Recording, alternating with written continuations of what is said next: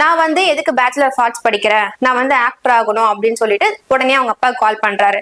கால் பண்ணி என்ன சொல்றாருன்னா, நான் வந்து நடிக்கணும், நான் வந்து ஆக்டர் ஆகணும், எனக்கு வந்து படிக்க இன்ட்ரெஸ்ட் இல்ல அப்படின்னு சொல்லிடுறாரு. அதுக்கு அவங்க அப்பா என்ன ரிப்ளை பண்றாருன்னா, ஓகே நீ ஆக்டர் ஆகு, எல்லாத்தையுமே நான் சப்போர்ட் பண்றேன், ஆனா நீ இந்த டிகிரியை வந்து முடிச்சுட்டு வா. சப்போஸ் நீ ஆக்டிங்ல தோத்துட்டாலுமே உனக்கு இந்த டிகிரி வந்து சப்போர்ட்டா இருக்கும் அப்படின்னு சொல்றாங்க.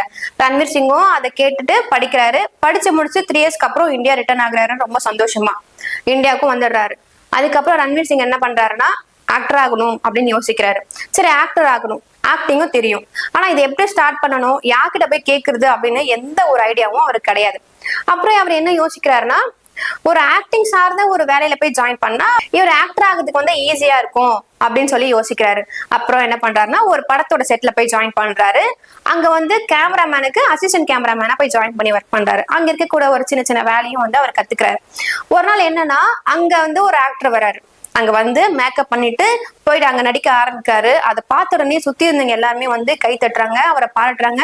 அவர் நடிக்கிறத பார்த்து எல்லாருமே சந்தோஷப்படுறாங்க.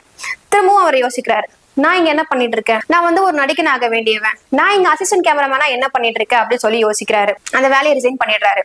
ஒரு தியேட்டர் குரூப்ல போய் ஜாயின் பண்ணா நம்மளோட ஆக்டிங் ஸ்கில்ஸையே வளர்த்துக்க முடியும் அப்படின்னு சொல்லி யோசிக்கிறாரு. யோசிச்சு ஒரு தியேட்டர் குரூப்ல போய் வேலை கேட்பாரு. ஆனா அவங்க என்ன பண்ணுவாங்கன்னா, யாரும் இவரை செலக்ட் பண்ண மாட்டாங்க. அவர் வந்து கேட்பாரு அவங்க கிட்ட, ஓகே ஆக்டிங் தான் எனக்கு வரலன்னு சொல்லிட்டீங்க, வேற ஏதாச்சும் ஒர்க் இருந்தா கொடுங்க, நான் செய்யறேன் அப்படின்னு சொல்லி அவர் கேட்கிறாரு.